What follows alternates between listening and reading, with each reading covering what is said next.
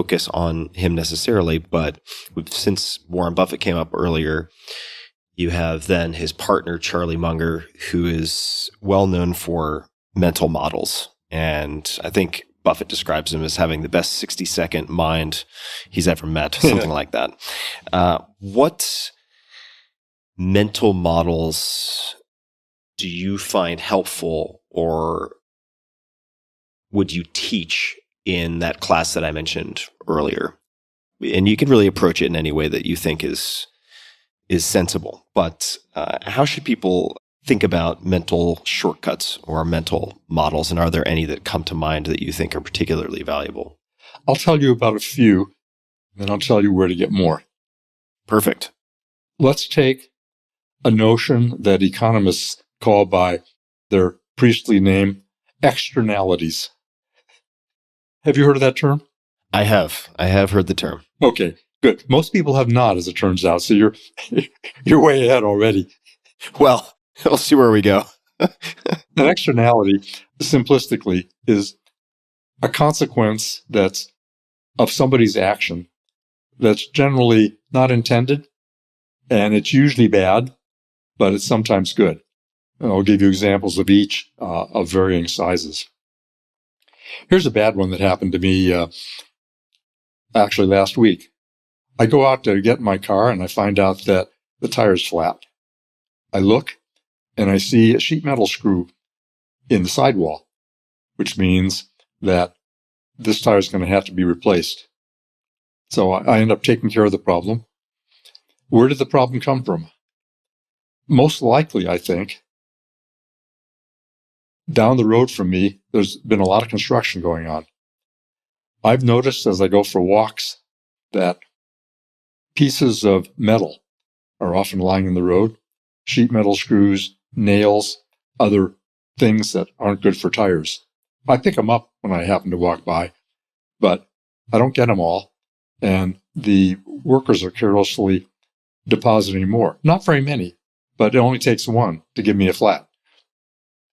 So this is an unintended bad consequence of the work going on there. Who benefits? Well, the homeowner does, because he doesn't have to police his guys to clean up carefully and sweep the streets afterwards. He doesn't have to spend another $5 a day on sweeping labor to make sure that none of these things are there. But it cost me $500 for a new tire. Unfortunately, it's a Tesla Plaid with a 10.5-inch wide Michelin tire, so the tires are not cheap. So this is an unintended bad consequence for me that saves a very small amount for the guy who's doing the construction a few doors down. Let's take a little bigger one. When I was a chemistry student back at age 14 in 1946, teaching myself, I mean, there wasn't a decent chemistry class around, I came across a fellow named Svante Arrhenius, a great Swedish physical chemist from the latter part of the 19th century. He, at that time, and I learned it then, did a study of how gases in the atmosphere trap heat. And he explained how much the heat trapping power was of various gases, including carbon dioxide. He explained very clearly how much carbon dioxide would contribute to global warming as it increased. So this was known way back then. And I knew it as a 14-year-old. And the mechanism is obvious. You can sit behind a plate glass window when the sun is shining and feel everything heat up around you, the greenhouse effect. So it's simple, it's obvious, it's got plenty of science behind it. What do people do now? Well, they create a negative externality by polluting. People drive around in cars and dump CO2 into the atmosphere, and each individual is convenienced by being able to drive around in his car. But he contributes to a global problem, a problem that won't come back perhaps to haunt him if he doesn't live long enough, or may be gradual, so gradual that he doesn't notice it. But everybody together is busy contributing this major externality to the world, which leads to a second little mental model. It's called The Tragedy of the Commons. That's a pretty famous thing by a guy named Garrett Hardin. And the simple example is you've got a village with a little green in the middle, and it's got a lot of grass growing. And only a few people live in the village. So one guy has sheep, and he lets his sheep graze on the green, and there's plenty of grass, so that's not a problem. A few more people move in, they get some sheep, they turn them loose on the green. Pretty soon, there are too many sheep for the green. It's all eaten up. So each person acts in his own self-interest, but collectively, what they do is against the common good. So that's another little mental model or idea. So there are a whole collection of these things that are out there that are very valuable for thinking purposes. One collection is there's a 50 item collection that came out under INC period on the internet from Elon Musk. And it's quite good.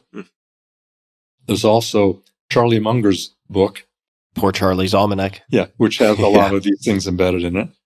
One of my favorites is, it has a strange name of fundamental attribution error.